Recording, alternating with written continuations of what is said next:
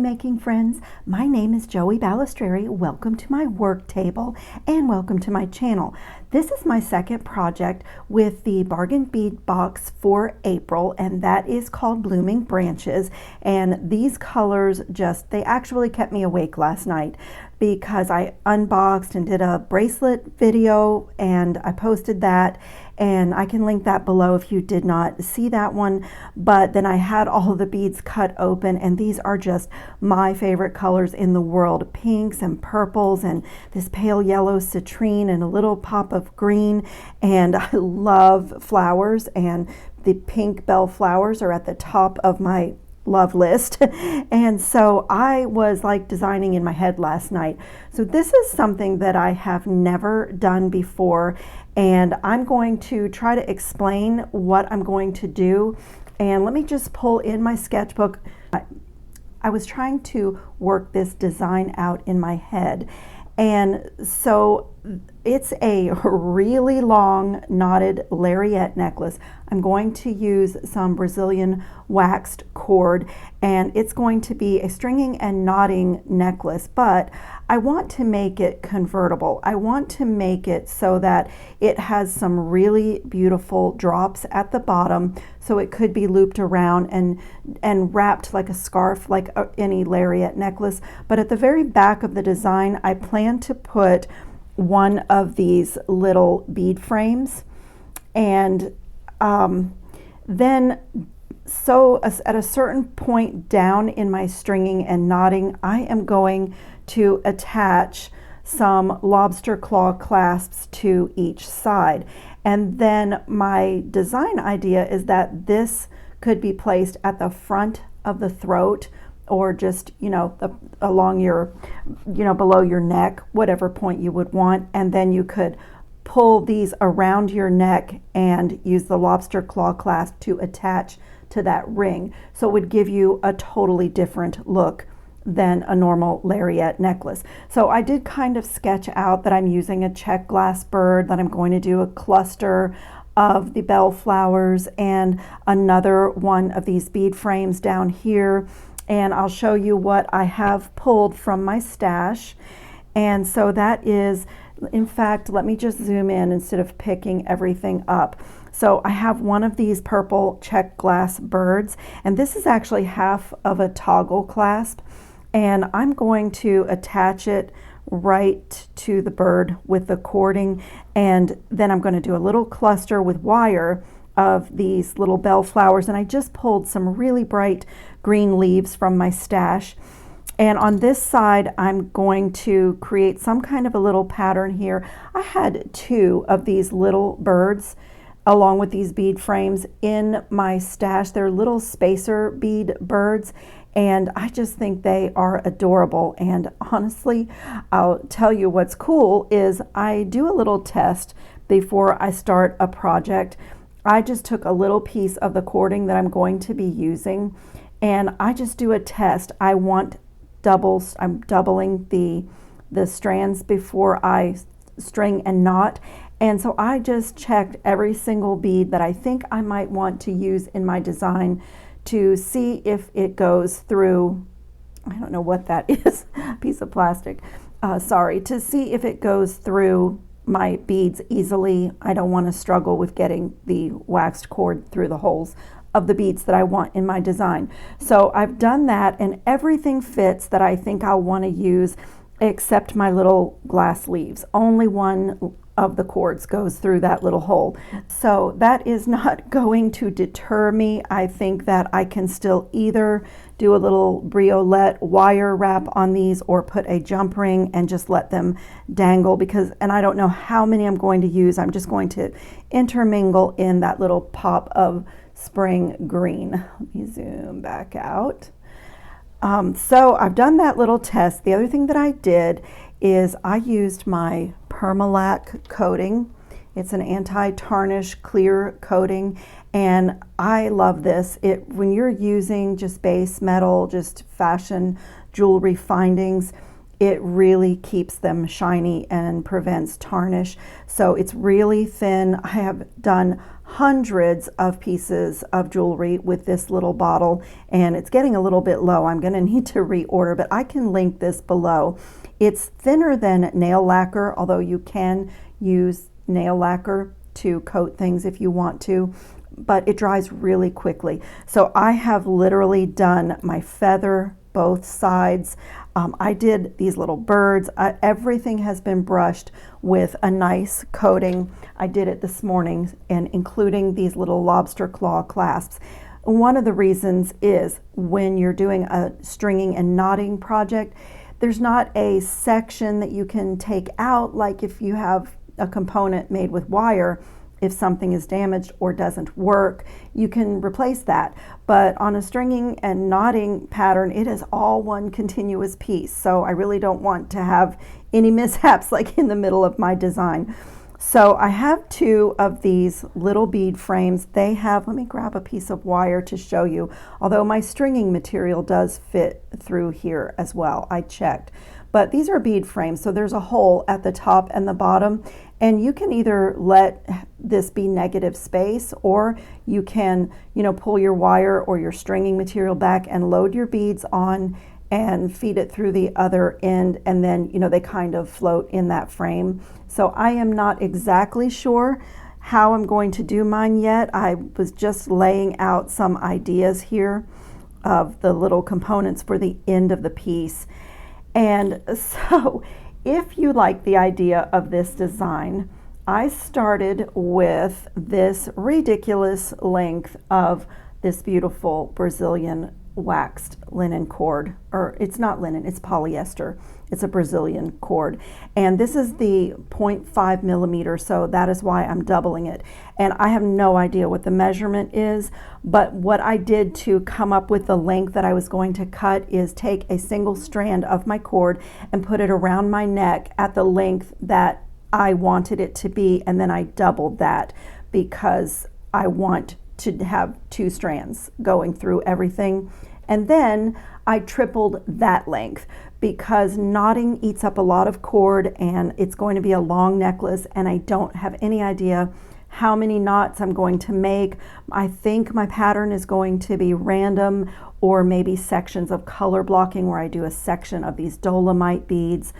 I'm not sure yet. I will know more when I start stringing and it starts to unfold before my eyes. So that is how I came up with my length. And if you like the idea of this project, you can choose your own length. And this is a ridiculous amount of cord. And actually, when I was doing this to measure it out, I was standing up. So I apologize for being out of the camera, but I'm just going to find one end of my cord and do everything in my power not to get it tangled up. And what I plan to do is to start by running my cord through this little piece here, and then up through my bird and start my knotting that way. And then I will work out my pattern and my length as I go. So that's how I'm going to start. And after you get some knots in and get some beads strung on, it's not so much cord to manage, but right now it is. So I'm going to just do that, just put this through, and then I'm going to bring it all the way down to the middle of my long piece of cord. I'm making a pot of minestrone soup with my son today, and this is going to be my weekend project, and I thought that I would share it with you because this month's bargain bead box is so gorgeous.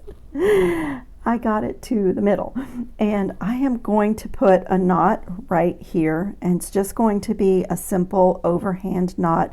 The beauty of a waxed cord is your knots go in so easily. So I am just going to work that knot right down and pull it tight. That looks great. And then I'm going to match up the two ends and feed it up, both of them, through my little purple check glass bird. I have my knotting tweezers here. For those of you who don't know what these are, it is a really long, skinny very precision tip, and I love to use my knotting tweezers. It is not necessary on waxed cord. You can do it with just your fingers, but I like it. It makes me able to get my knots precisely where I want them. So I like it. You can also use like a tweezer nose plier. You can use anything that has a really tiny tip. Like sometimes I'll use my Xuron round nose pliers because it has a tiny tip. Anything that has a tiny tip, or you can just do this with your fingers. So as I said, this is a lot of cord to start out with, but once I start stringing, it gets, stringing and get some knots in, because the knots really take up a lot of cord.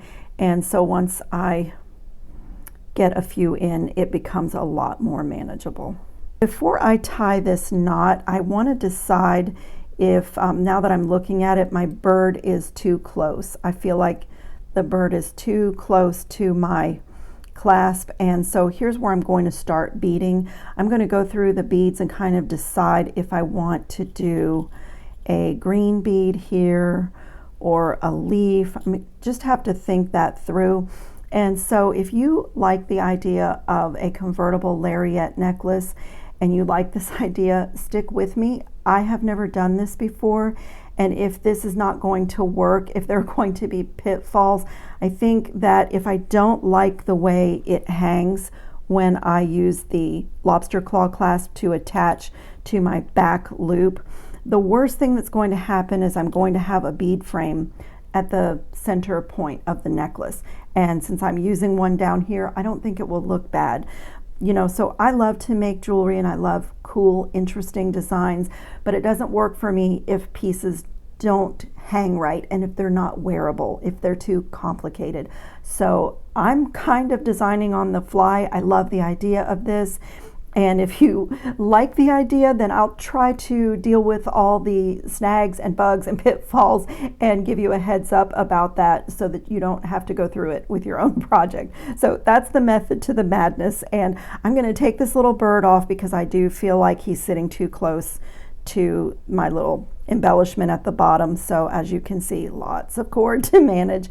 And also I do give myself extra cord when I'm doing these projects because the wax will activate when you pinch it and pull it and sort of make a little needle. But after you've strung so many beads and done so many knots, you may need to give yourself some fresh cuts along the way for getting the cord into your beads. And so if you have given yourself extra, that's not a problem. So you can see how very long this is. So I'm going to get some beads on this cord, get some knots in. I'll pause here and work out what I'm doing, and I'll check back in and show you where I am with the design. So what I decided to do to get started is to thread on one of our little green crystals from the box, and then I have these little gold spacers. These are gold filled spacer beads that I got from Amazon, and I'm really hoping that they don't tarnish because, as I said, on a knotted design, you really can't fix it without taking it apart. These have a lot of weight to them and they were not super expensive, and I haven't used them yet. I just got them. I can link them below if any of you are interested. And then after those two things, since my two strands will not fit through one of my leaves, I decided to separate the strands and put one leaf on each strand and then draw them back together. And then I made a knot. I'm going to work this knot right down to those beads, and then I'm going to reach inside the loop and grab a hold of both cords right where both cords are coming out of those leaves as close as I can, and then I'm just going to pull. And that's what I love about a knotting tweezer, is wherever the tip of that tweezer is, that is where your knot will land. So you get a lot of control without unwanted space. And so I can just use my tweezer or my fingernail to just push that knot down and kind of hoping that my leaves will stay facing forward like that. And then I'm going to thread my bird right on the top and then continue, like really continue, but start kind of a pattern, like get a rhythm, get some beads and some knots on the cord, and then I'll check back in and show you my progress. I just wanted to pop in and show you the decisions that I've made so far in the pattern, and oh my goodness, I am loving it. So I started off with one of those little dolomite, and I decided that I really wanted to get the pink in there as well, because to me the beauty of this box was the mix of the pink, purple, yellow, and green. So I also decided that I wanted to do like some color blocking or like some blocks of pattern. And so I'm on my third pink one, and I'm going to finish this little block the same way that I started it with another dolomite bead. And the other thing that I decided on was to use some really shiny gold seed beads as my spacers. These are 8/0 check glass seed beads from John Bead, and they are simply gold. So for me, I would not do like an opaque gold or a matte gold. I love that little bit of flash. It's so pretty because my knots are also a spacer. So I have that little flash of seed bead and then that little knot, that little purple knot as a spacer too. And the other thing is, I have already selected 2 of these little dolomite to set aside. I'm thinking ahead for some earrings. So I'm going to finish this section, and already, honestly, it's still long, but it's a lot, my cord is a lot more manageable after just getting a few beads on. So this is one of my favorite ways to make jewelry. I find this so relaxing to do the pattern play, to play with my beads, and this, just simple stringing and knotting, and it is just lovely. So this cord fit really nicely, both strands, through my seed bead, and then I'm going to do one last dolomite to finish off this little segment. And then as I was sitting here stringing, I was thinking what I wanted my next segment to be, and I'm kind of thinking that I'm going to do one of the green crystals in between my color blocks or pattern blocks. So I'm going to play with that, but I just wanted to pop in and kind of show you where I am, and that when I started stringing, I did decide on adding in the element of a seed bead. If you've listened to me or watched me do any other projects, then you have heard me say before that seed beads can be so powerful in design. They are small and mighty little beads, and the amazing thing about them, when you have so much length to create, and obviously if I used 8mm and 9.5mm beads for the whole length of this really long necklace, it would be so heavy. So I am putting these larger beads at the very bottom of my lariat. And, so my weight will always be here, because on a lariat, you want the weight to be at the bottom. No matter how you tie it, you want gravity to kind of hold it in place. Seed beads will really help me to get my length without adding a lot of weight, and also without running out of beads, because we got nice long strands in this box, but certainly not enough for this super long necklace. So I'm just going to continue doing my little knot, reaching inside my loop like that, and pulling my knot right down to my tip of my tweezers and lock that knot into place. And this is just turning out so beautifully. So I think I'm going to shift to another block and create another little pattern and keep going, and I'll check back in. I am checking in to show you my progress.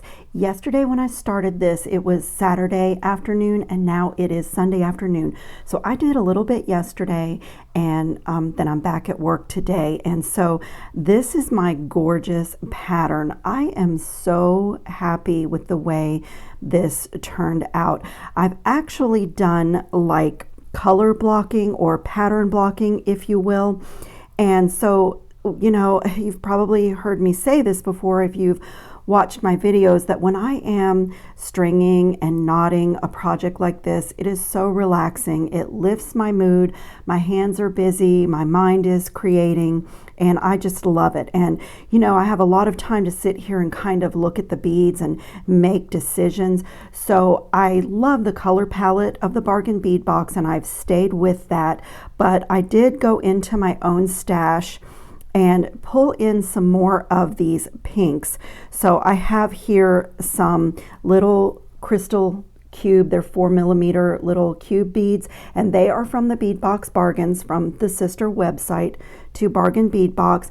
I also went into my own stash because, as I said earlier, I did have some of these flowers, and I got them from a different source that has a lot of colors, and I can link that in the video below because I love the price and I have used these so much. So I had yellow, which actually, let me just put this down and show you, like the yellow looks really great with the citrine. So I am not sure if it will make it into my design, but I have them there. And then I had this little flower because I really like this with the pink. It was just the right pink. And this little flower also I added in from my stash, but this is also from the Bead Box Bargains website. In fact, I have the little packages right here, so I'll show you.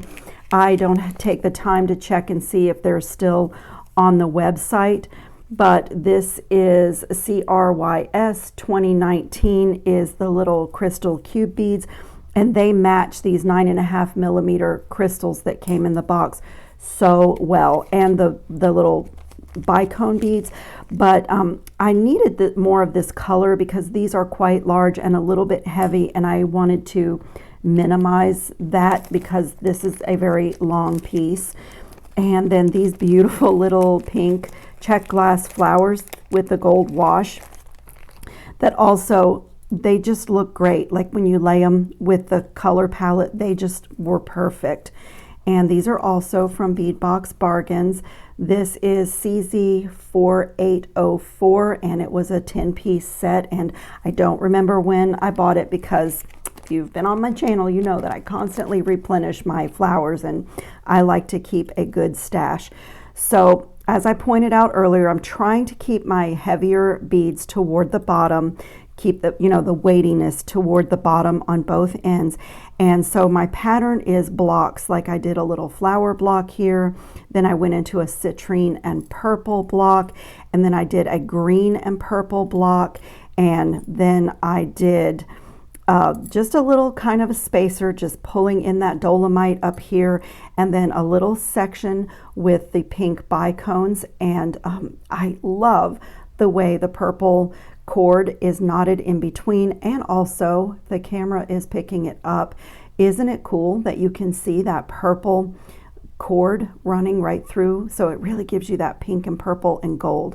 And then I've moved back into a little section of the purple and the citrine, and my gold spacer beads, these little 8-0 shiny gold beads are just, they're just working wonders. I just love them.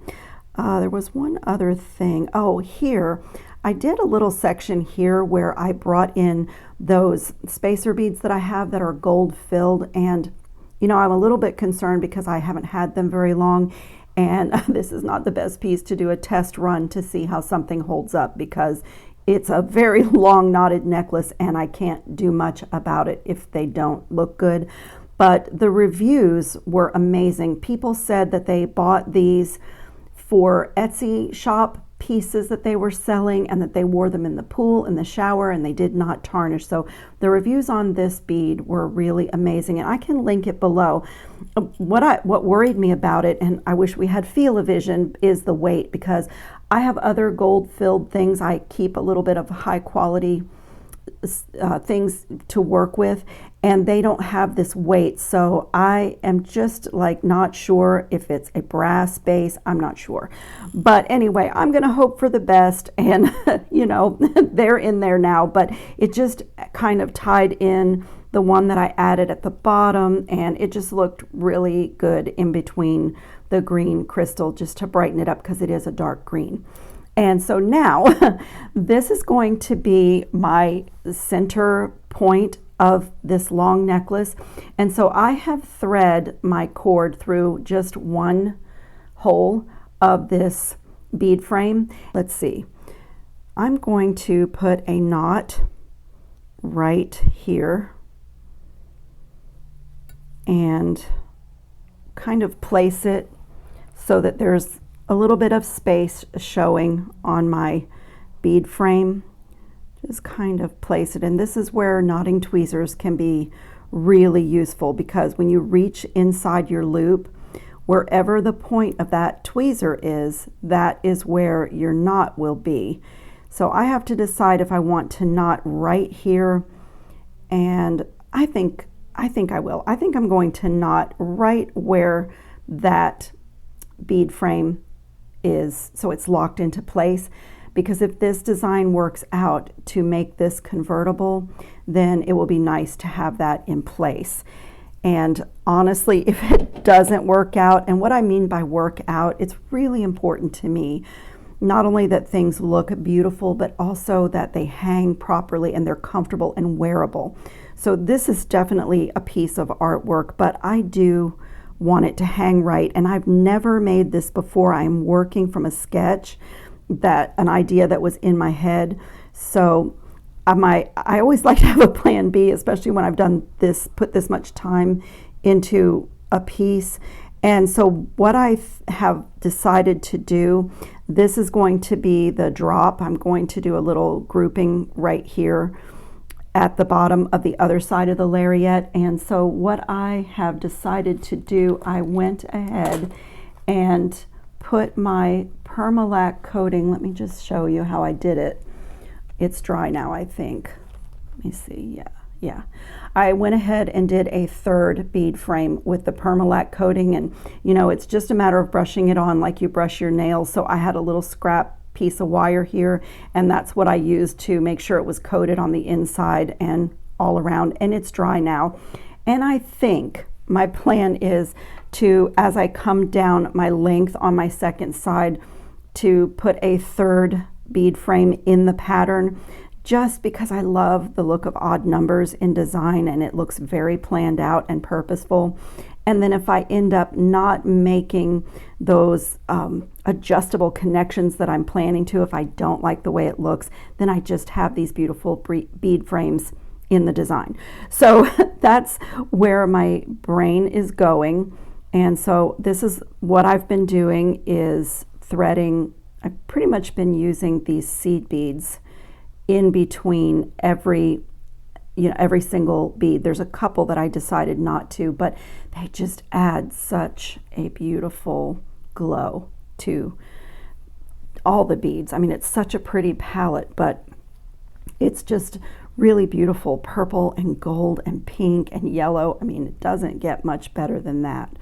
So that looks great inside there. And now I am going to, let's see, I did not do a knot on the outside. I need to get a knot right here and then thread both of my ends through the other side of this bead frame. So, whoops, my knotting tweezer is in the way.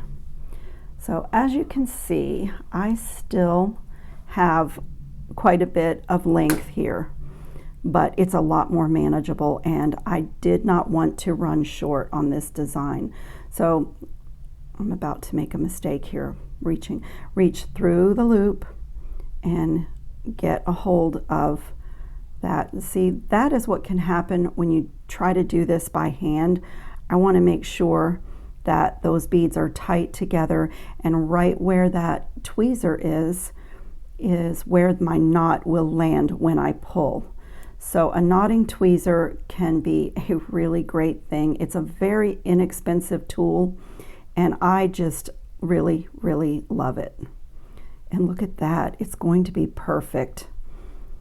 It's going to fit in there just perfectly. So let me get my ends back here and just kind of match them up. And I just love waxed cord because you literally can pinch, sometimes twist and pinch if necessary, and you have like a little needle right at the end of the thread. So I'm just going to find that hole and get both threads right through that hole and let that little bead station float right in the middle. Look at that. Ah, that is so pretty. So if all works out, then I will be able to connect. I haven't decided where. And also the other thing, I'll just tell you what, because I've been sitting here looking. I prepared 2 regular lobster claw clasps, coated them with Permalac. But as I sat here and looked, they look a little bit utilitarian to me. And I'm not exactly sure until I finish my length and like actually go in front of the mirror and see where I would want to add those in. But what I did is I took a little pause and I made one of my little homemade hooks where a jump ring can go right there, because I wanted something that looks a little bit more artisan than a lobster claw if I end up making this convertible. And the other thing about this, I don't want to lose my stringing, but the other thing, wherever I would decide that I want to make that adjustable connection, I have these little knots and little seed beads pretty much between everything. So like a little artisan hook like that would be unobtrusive and really purposeful. So that is my update on my stringing and knotting and my design. And let's see, I think I have pointed out all the beads that I pulled in that were extra, but sometimes I will change a color palette, but this one is so beautiful. Applause to the ladies and gentlemen at Bargain Bead Box, because they really knocked it out of the park with this color palette. There is a psychology to color, so if you are working with colors that you love and you make your hands busy and your mind is creating, it is a great way to feel better inside.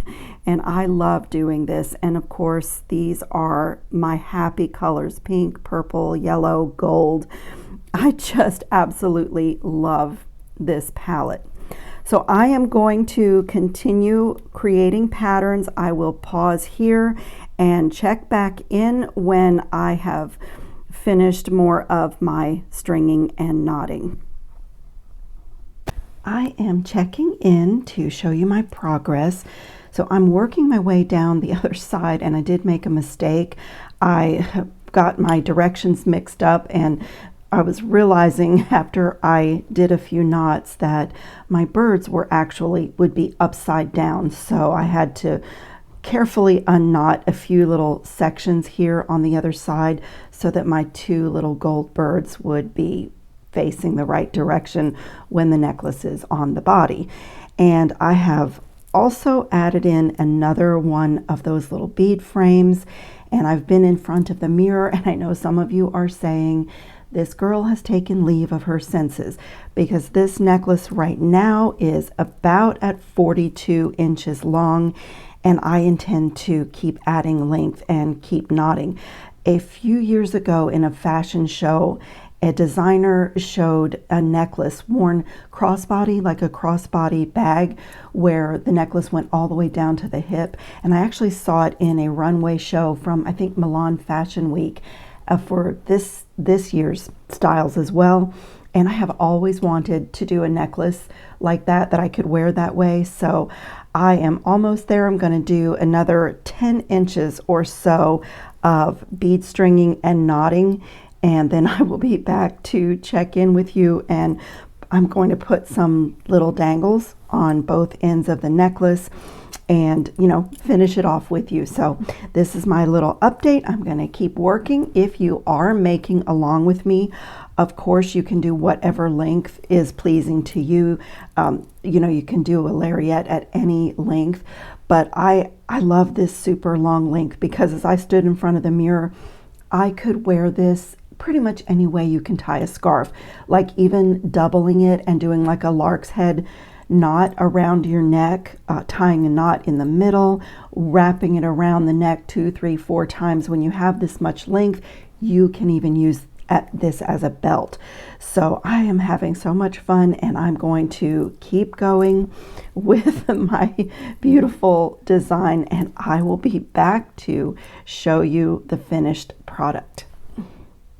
As I near the finish of my stringing, I did another little yellow section, and then I decided to create this sort of metaphorical flower garden here at the end. And I just wanted to share with you, I alternated these little leaf beads, and I just wanted to show you that I cannot fit 2 strands through one of the leaf beads, so I just alternated my strands and strung that leaf right down to my pattern, and then I draw them back together again and resume putting both strands through the beads. And I've brought in the yellow flowers that from my own stash that I had, and as I said, I can link that below if you would like to have some more colors of these bellflowers.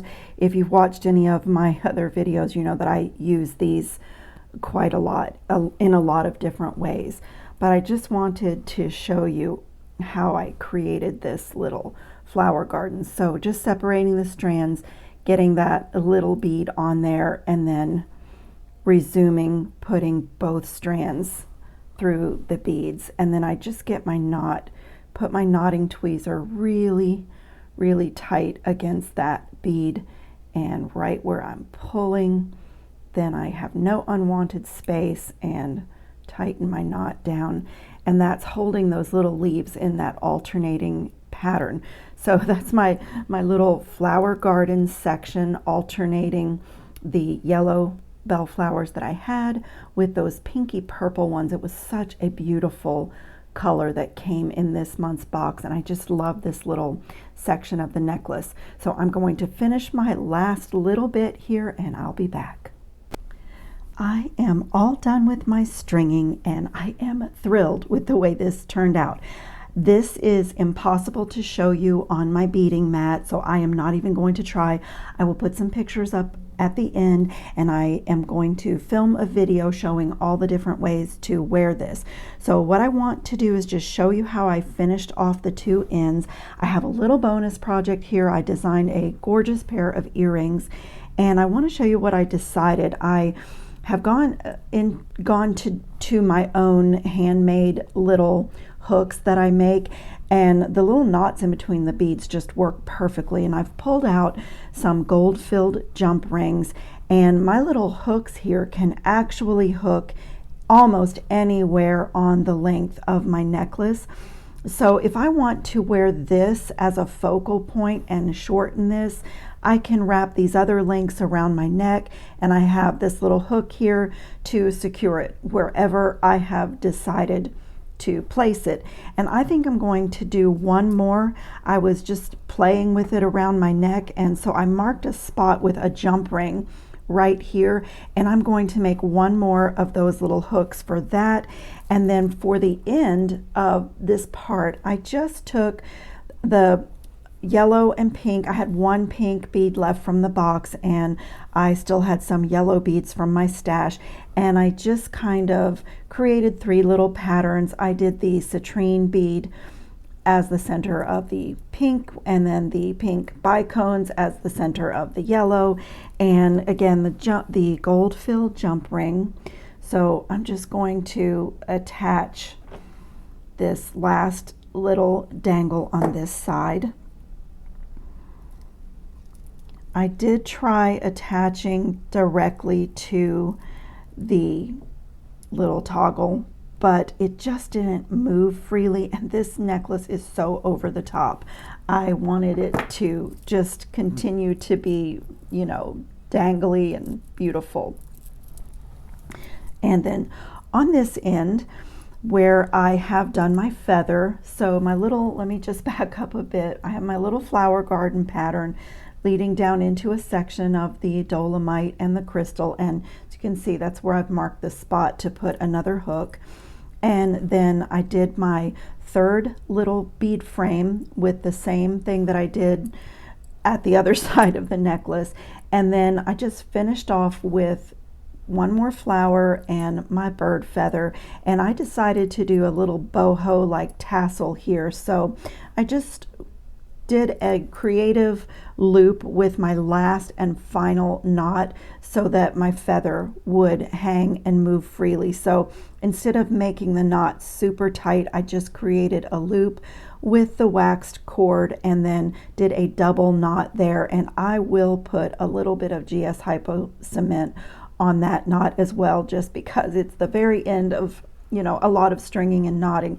And so I just wanted to show you, if you are not familiar with waxed cord, that you can fray the ends and get like the little look of a tassel. So I saved this one to do with you, and that's what triggered the earrings, is the little scrap that I had left over. And I sat here, just took a pause from the necklace and designed a really adorable pair of earrings. And so before we go on to that, you can get the tip of your plier, you can use a needle, a piece of wire. I have my lovely knotting tweezers, so I'm just going to like separate those fibers at the end.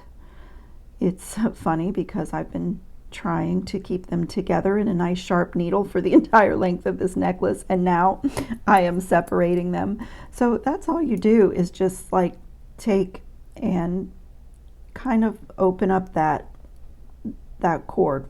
It's been spiraled or wound together, and now we're going to just open it up, and it makes this really cute little tassel, little boho look. And I like the little jingle, and just some of the smaller beads from my pattern. If you are thinking this girl is crazy, this is over the top, and I don't know why she did this so long, that is totally fine. If this is not your thing, I am really excited to wear this with like a very long tunic, crossbody, and then I wouldn't have a necklace up against my neck, because here where I live, it's really hot. So I think about that with wearing my jewelry, and I just love the drama of this, and it's just delicious for me. And the crazy thing about this, for as long as it is not super heavy, and the waxed cord with the knots in between is so unbelievably malleable and soft. So literally this is a necklace, but you can tie a knot in this. You can loop this around your neck 2, 3, 4 times. I am loving the crossbody idea. I'm also loving having the little hook so that I can shorten it. And this little hook, by the way, will also serve to, when I wear it across my body at my hip, this will be how I keep the two strands together. And I'll make sure that I show you how I'm going to wear this. But if this is not your thing, I encourage you to take the technique, maybe do a shorter version of a lariat, or this is a fabulous belt as well, but this could even be a great bracelet technique to create a few little patterns and just do a wrap, just do a wrap style bracelet where you see your patterns kind of shift from flowers to crystals, and just you could make it a 4, 5, 6 wrap bracelet. So that is another idea. But I had so much fun with this. I really, really love it. I've done lariats in so many ways, and I've done so many knotted designs, but this is the first time that I ever did a lariat style necklace with waxed cord and with this knotting technique. And I don't know why I waited so long, because as I said, it is just so malleable and movable, and it's also very secure because it's 2 strands of the waxed cord through the entire piece and a knot in between every single bead. So I would be a little bit concerned about a necklace this length, and a necklace that you tie and pull on if it were on bead stringing wire and relying on crimps, with all of this going on. So I feel like this design is extremely secure and fun to play with without worrying about you know, anything coming apart. So I'm going to just show you quickly how I make those little hooks. It's super easy. This is a little scrap of 18 gauge German style wire with the little coating on it, and I have a blunt cut on this end. I am going to use my round nose pliers and just start at the end here and get a spiral going.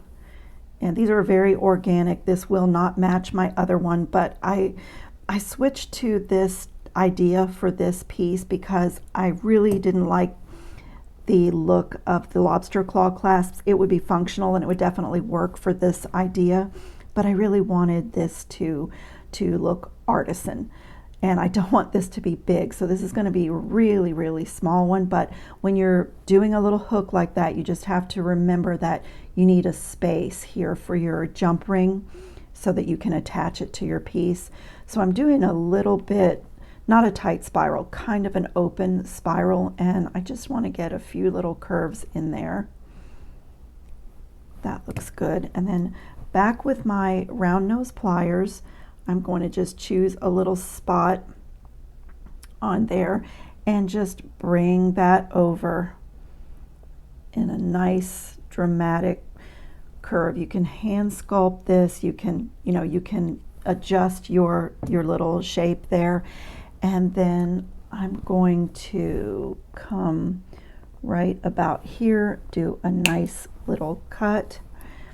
And I'm going to use my tiny little Xuron round nose pliers. Sometimes I even use the Xuron crimping pliers for this. And I just want to put a tiny, tiny little bend in the end of this wire.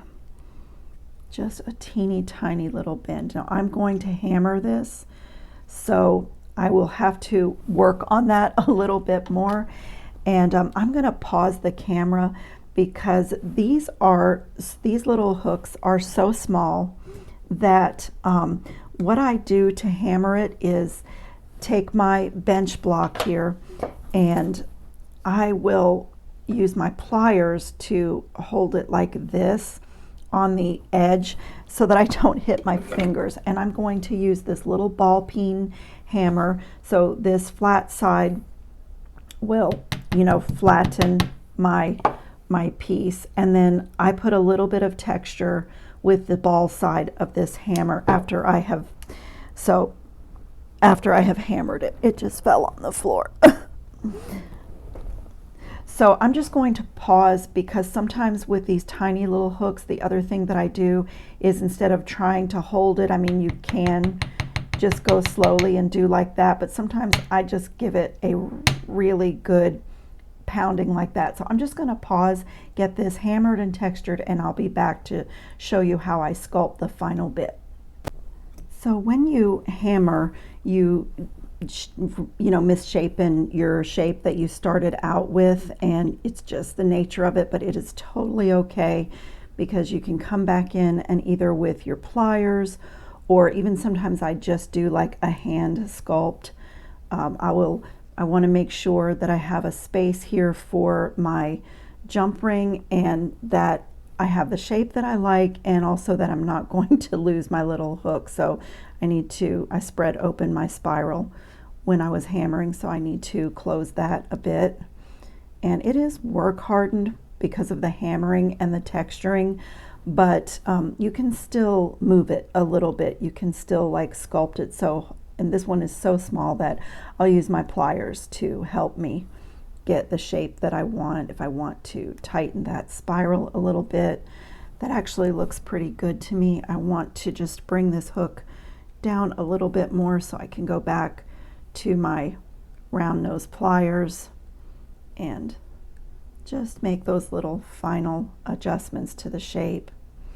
And no two, at least for me, no two of these little hooks ever come out the same, but I quite like making them. They're very artisan, they're very organic, and on this piece I just think it's perfect and so much better than a lobster claw. But that the lobster claws, it's easy. You can grab it and definitely use it for that. But so I have this pretty little hook, and I'm just going to find that spot on my necklace that I marked. Since I can't find it, there it is.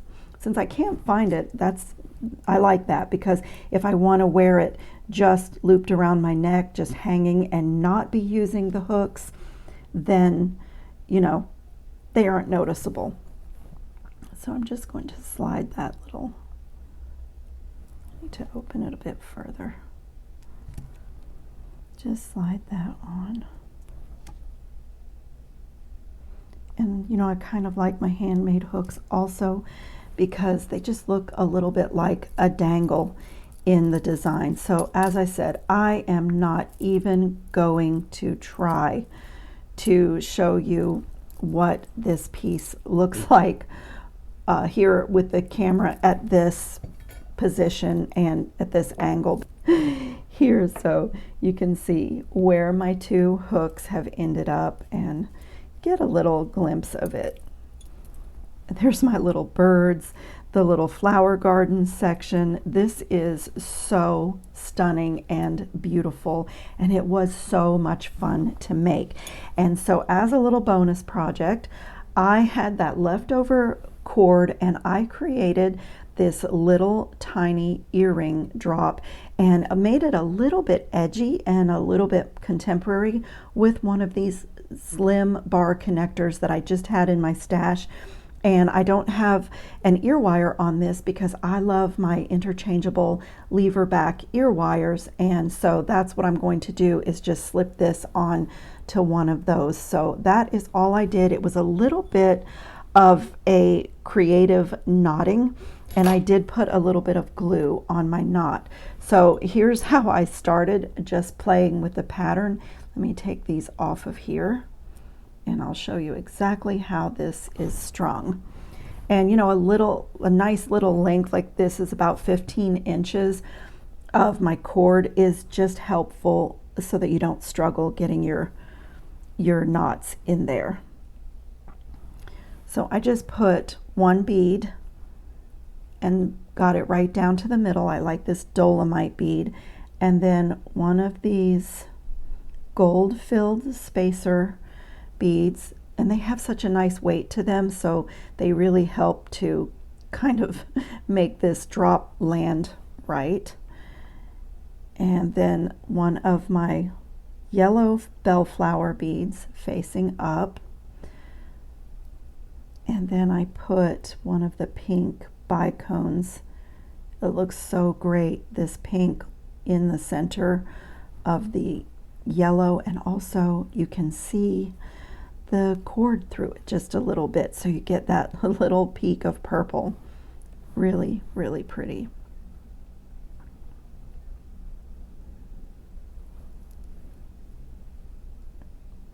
And just keep everything together. And then the last thing, I added one of my little gold 8/0 seed beads.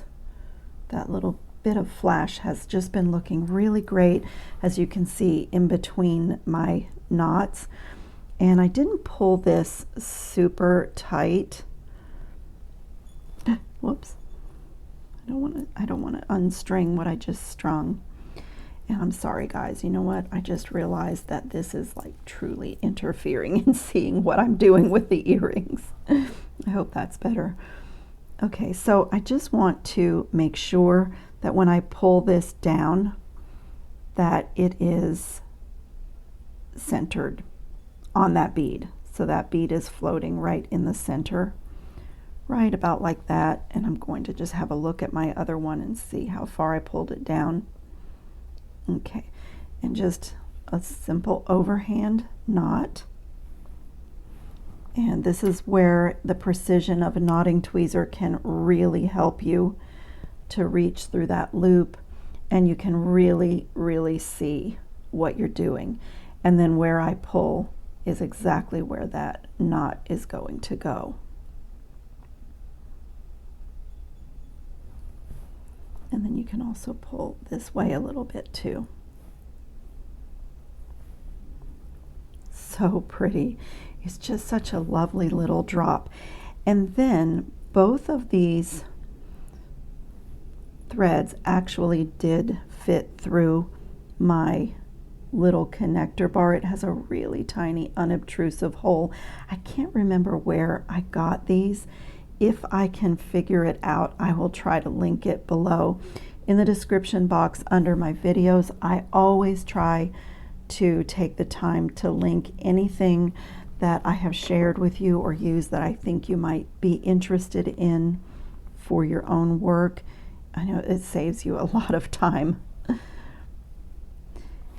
And then what I did on this is the same thing that I did at the end of the necklace.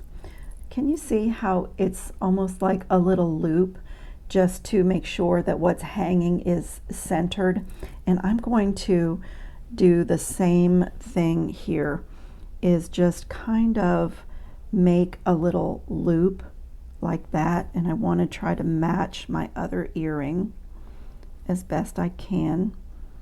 Maybe a little bit more space. And then I just did a really loose overhand knot so that I could control exactly where the knot tightens down. And I'm going to tighten it down right over, how did I do this one? I did leave a little tiny bit of space. I came just above, but you can place it wherever you want. So I'm just like working it into place. And before I tighten it, I just want to check my loop here. Just the first earring is always so easy because you just make it, and the second one, you know, you need to match. So the second one is always a little bit trickier. So I was just a little bit creative with my knot on this one. And I need to pull it just a tiny bit tighter. And then how I finished it off, I considered doing the same thing on the earrings, having the little tassels. And if you like that look, you can totally do that. But since I was making this a little bit contemporary with this linear bar, I decided I wanted a clean look, and I just wanted the presence of the waxed cord that I'd been using. So I got those pretty well perfect.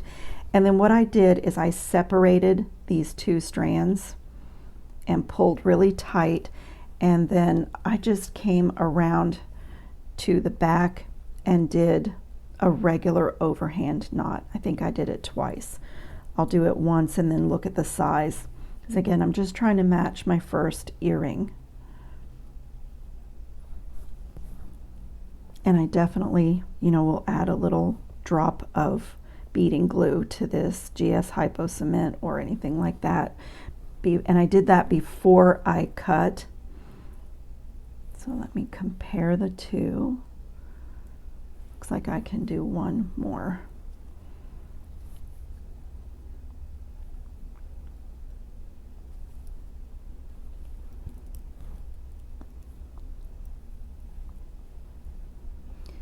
And then just kind of tug and straighten. That's the nice thing about the waxed cord. You can, before I glue, I'm going to just kind of manipulate everything. Make sure it is hanging with my bead facing forward. That looks great. And then I just have, you can use GS Hypo Cement. I have this bead stringing glue from Beadalon that works really well too. And I'm just going to get just a little tiny coating of glue. And before I cut my tails, my ends of my thread,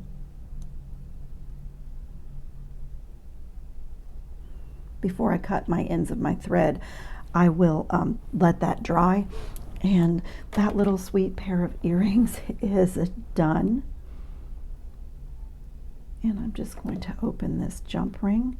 Again, I use those same gold-filled jump rings. And I will also, when I'm all done with this, I will take the time to put my Permalac coating on these little bars as well, because they are just fashion jewelry. They're not a good metal, just fun and beautiful and inexpensive. So that is all I did for this simple little pair of earrings. I love my gold filled interchangeable lever back ear wires because I make a lot of jewelry, and so here is another day where I've gotten in some beautiful beads from a box and made some drops, and I do not need to do an ear wire every single time. I just make my drops, add them to my ear wires, and then I have good high quality metal in my ears, and my earrings are ready to go. And I just love these. They're so beautiful. And I thank you so much for watching my video today. I hope that there was some takeaway for you in design, in pattern play, in the knotting technique. And if you think I'm crazy because I make super long necklaces, that is totally okay. If it's not your thing, do something similar, modify the design and have fun with it. So thanks for watching, everybody, and I'll see you in the next video. Ciao, jewelry making friends.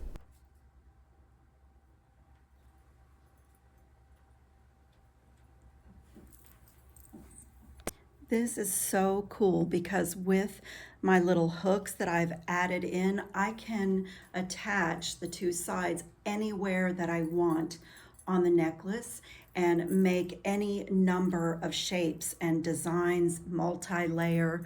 So I can take this off and switch it to the other side. Just take this little hook right off, and I can switch it to this side and create a side cascade with my little flower garden in just all kinds of cool shapes with this. And then it can also be tied pretty much any way that you would wear a scarf. So I love the way that this turned out, and feel like I even have to try it as a belt.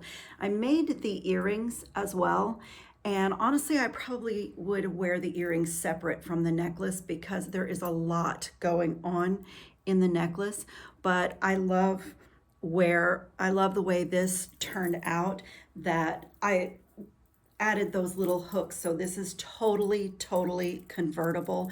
And honestly, you could do it just like this, the way you would put a scarf around your neck. Oh, it's so pretty. So yeah, if I did wear it as a belt, then I probably would wear the earrings. But that is so awesome. Me.